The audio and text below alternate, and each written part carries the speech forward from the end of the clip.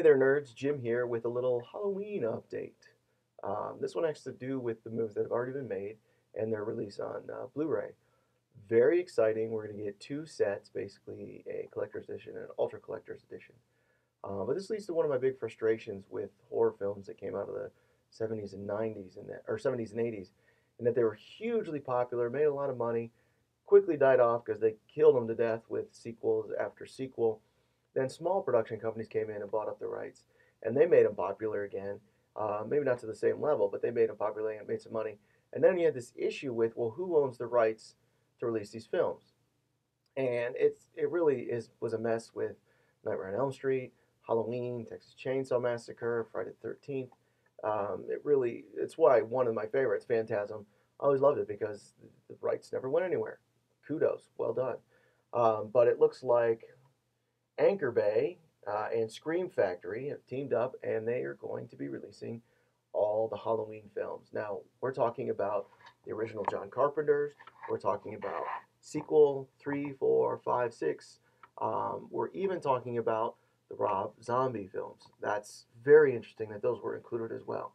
Now, that's the collector's edition. Let's see if they even gave it a name. I don't see one here, but the sort of ultra collector's edition, this is what I'm excited for. They're going to release the TV version of Halloween, which had deleted scenes. You can't really call them deleted scenes, but scenes not included or went back and shot from the very original film. So that has some extra footage in there that you really didn't see in the theatrical version, and I don't believe on the DVDs that have been released since then. But even more so, not that it was a great film, but Halloween 6 was really cut up and beat up by, as far as I know, the studios. Well, they're going to release the uncut director's edition.